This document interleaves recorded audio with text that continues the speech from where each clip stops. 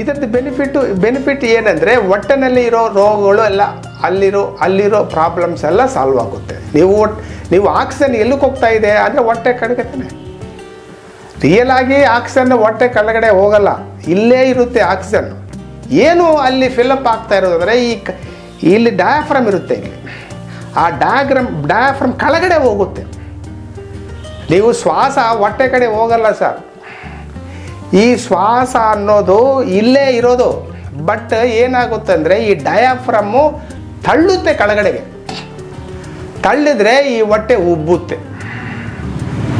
ಯಾವಾಗ ಹೊಟ್ಟೆ ಉಬ್ಬಿದ್ರೆ ಹೊಟ್ಟೆನಲ್ಲಿರೋ ಅಂಗಾಂಗಗಳೆಲ್ಲ ಏನೇನಿದೆ ಹೊಟ್ಟೆನಲ್ಲಿ ಅಂಗಾಂಗಗಳು, ಈ ಲಿವರ್ ಇರ್ಬೋದು, ಈ ಹೊಟ್ಟೆನೂ ಇರ್ಬೋದು, ಸ್ಮಾಲ್ ಇಂಟೆಸ್ಟೈನ್ ಇರ್ಬೋದು, ದೊಡ್ಡ ಇಂಟೆಸ್ಟೈನ್ ಇರ್ಬೋದು, ಆಮೇಲೆ ಕೋಲನ್ ಇರ್ಬೋದು, ಆಮೇಲೆ ಬ್ಯಾಕ್ ಸೈಡ್ ಕಿಡ್ನೀಸ್ ಇರ್ಬೋದು. ಇವೆಲ್ಲ ಇದಲ್ವ ಇಲ್ಲಿ ಅಂಗಾಂಗಗಳೆಲ್ಲ, ಅವುಗೆ ಚಲನ ಬರುತ್ತೆ. ಇದು ಮಾಡುವಾಗ ಚಲನೆ ಯಾವಾಗ ಬರುತ್ತೋ ಅವೆಲ್ಲ ಸ್ಟಿಮ್ಯುಲೇಟ್ ಆಗ್ತವೆ.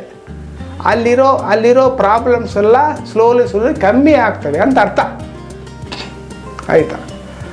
ಇಲ್ಲಿ ಕಳಿಸುವಾಗ ಇಲ್ಲೇನಿದೆ ಅಂದರೆ ಚೆಸ್ಟ್ ಭಾಗದಲ್ಲಿ ಹಾರ್ಟ್ ಇದೆ, ವೈಟಲ್ ಆರ್ಗನ್ಸ್, ಹಾರ್ಟು ಲಂಗ್ಸು. ಈ ಹಾರ್ಟು ಲಂಗ್ಸ್ ಕಡೆ ಹೋಗುತ್ತೆ ಶ್ವಾಸ. ನೋಡಿ ಹಿಂಗಂದರೆ ಚೆಸ್ಟ್ ಉಬ್ಬುತ್ತೆ, ಹೊಟ್ಟೆ ಒಳಗಡೆ ಹೋಗುತ್ತೆ, ಪೂರ್ತಿ ಹೋಯಿತು. ಸ್ವಲ್ಪ ಹೊತ್ತು ಇದ್ಕೊಂಡು ಆಮೇಲೆ ತೆಗೆದಿದೆ.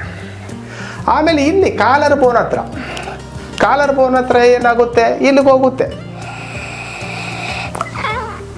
ಎಲ್ಲಿ ನಿಮ್ಮ ಭಾವನದಲ್ಲಿ ಕಳಿಸು ಅಂದರೆ ಹೋಗುತ್ತೆ ಅಲ್ಲಿಗೆ.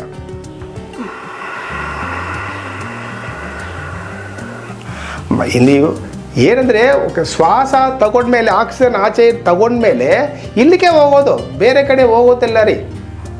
ಆದ್ರೂ ನಮ್ಮ ಶರೀರ ಆ ಥರ ಕನ್ಸ್ಟ್ರಕ್ಟ್ ಆಗಿದೆ, ಕೆಳಗಡೆ ಉಬ್ಬುತ್ತೆ. ಆಮೇಲೆ ಮೇಲಿಗೆ ಬೇಕಿದ್ರೆ ಮೇಲಿನೂ ತೊಗೋಬೋದು, ಎಲ್ಲಿ ಬೇಕಿದ್ರೂ ಆ ಉಸಿರುಗಳನ್ನ ಕಳಿಸ್ಕೋಬೋದು, ಇಲ್ಲಿಂದ ಕೆಳಗಡೆ ಅಲ್ಲ ಅಲ್ವಾ. ಅದು ನಮ್ಮ ಭಾವನದಲ್ಲಿ ಇರಬೇಕು. ಇಲ್ಲಿ ಹೊಟ್ಟೆ ಕಳಿಸ್ತಾ ಇದ್ದೀನಿ ಅಂದ್ಕೊಂಡು